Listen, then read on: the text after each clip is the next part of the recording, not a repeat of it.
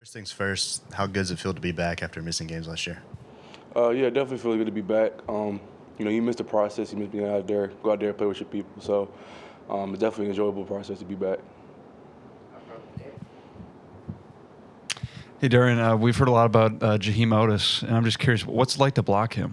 He's a young player. He's a great player. He's strong, heavy. I've never really seen a freshman be built like that so early on, but he's a great player, great addition to the D-line. We have a really good depth at D-line, but he's definitely a great addition to what we have.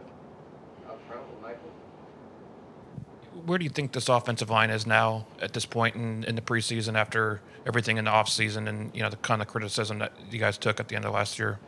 I think, firstly, Coach Wolford was a great addition to us. He's brought a really good intensity to what we have going on.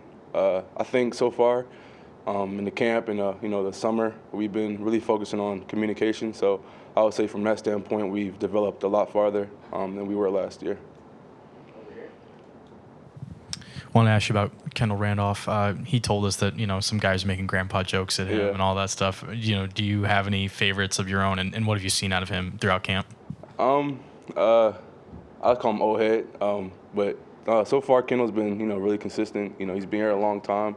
He has a lot of leadership, a lot of consistency. So we're happy to have him back for his 6th year. But yeah, old head is my go-to. How good could this Alabama running game be, and what have you seen from that in terms of the way you guys have been able to run block, and then just the running backs in general? Yeah, I would say every back brings their unique skill set to the group. I think we have a really good depth of running back, every running back brings their own unique thing to the group. Some speed, explosiveness, blocking, but we're really appreciative to have so many backs that can go in there and play.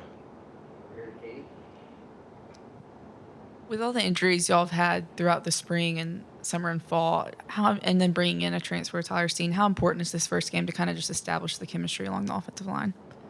Offensive line I think takes the longest to build the chemistry, become a cohesive unit. But that's why we have, spring ball this summer, camp especially.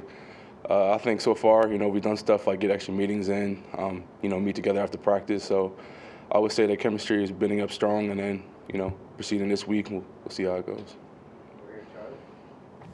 What would you say you learned last year when you stepped into that starting role, and then what also did you learn from being able to watch from the sideline whenever you were out? Yeah, I would say from my freshman, sophomore year, I had a tremendous opportunity to learn from somebody like Landon Dickerson, who was the best at the position. He was a great leader, great player. But when you go in there and you play, you realize how much it really takes to be able to go out there and excel for your team. You realize how much extra you have to do, whether that's watching film, going to get extra treatment. So I would say after I began to play, I realized how much extra goes into it, to be able to do what you have to do. And then when you're on the sideline, you're not playing. I would say I took pride in that. I took pride in being able to, watch what was going on, give people's tips, give people, what mistakes they made. So, two sides to the coin, but I was appreciative for both.